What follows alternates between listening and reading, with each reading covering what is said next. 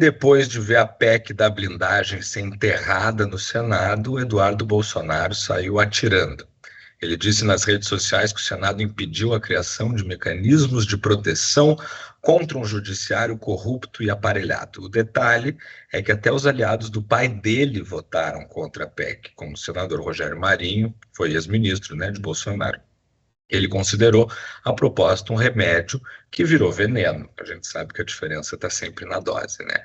E não é só a PEC da blindagem. O Eduardo também tem batido de frente com o relator do PL da dosimetria, o deputado Paulinho da Força, cobrando uma anistia ampla para o pai dele e para todos os condenados pelo 8 de janeiro. O problema é que esse texto está perdendo fôlego na Câmara. Se chegar ao Senado, pode ter o mesmo destino da PEC da blindagem, mas já já a gente fala um pouquinho mais disso. Nessa briga, o Eduardo conseguiu se isolar até dentro de casa. O próprio Jair Bolsonaro, que está em prisão domiciliar, anda dizendo para aliados que o filho está falando demais e se prejudicando a cada declaração, que é óbvio, né? Até as pedras do caminho conseguem entender isso.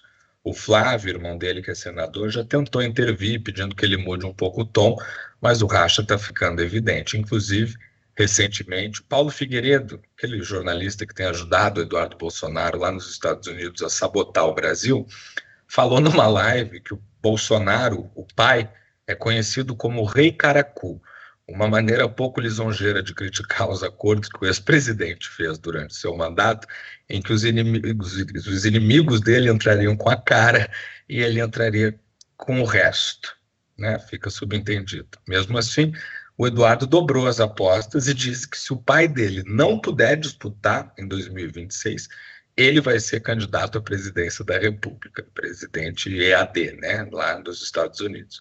O problema é que ele mesmo pode perder já o mandato que ele tem hoje de deputado federal, porque ele acumula faltas por estar vivendo nos Estados Unidos desde o início do ano e responde a um processo no Conselho de Ética que pode cassar o mandato dele também por ter atuado para conseguir as sanções estrangeiras contra as autoridades brasileiras, que é uma coisa que ele próprio admite nas suas redes sociais. No fim, a trajetória do Eduardo Bolsonaro virou meio que um paradoxo, então, porque quanto mais ele grita contra o sistema, mais o sistema se fecha contra ele, e até o pai dele começa a pedir para que ele fique em silêncio. Em Brasília, a Câmara dos Deputados parece não ter aprendido nada com o vexame da PEC da blindagem, né? Aquela proposta que colocava parlamentares acima da lei, que foi enterrada ontem no Senado Federal.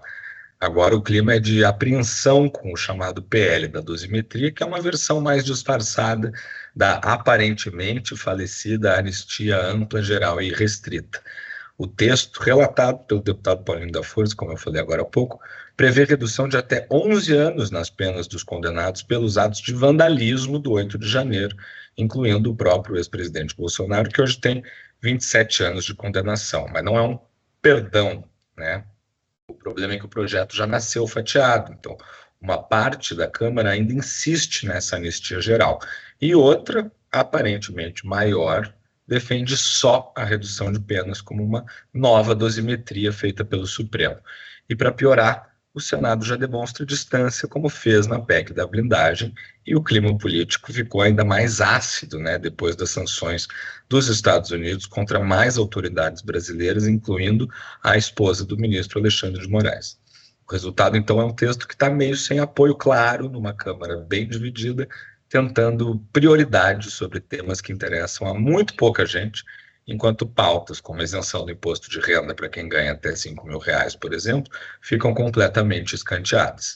Se a Câmara insistir nesse caminho, vai repetir o mesmo erro da PEC da blindagem, vai ficar de costas para a sociedade, enquanto o Senado, mais uma vez, se prepara para enterrar o projeto. E aí, no fim das contas, o recado é claro, né? Eles falam muito em pacificação, mas quando surge uma possibilidade de melhorar a condição dos condenados pelo 8 de janeiro, sem cair na impunidade de quem de fato cogitou maneiras de permanecer ou retornar ao poder, vão para o tudo ou nada. Não tem quase ninguém pensando no Brasil ali. O que eles querem é impunidade absoluta. E aí não é desse jeito que se pacifica um país.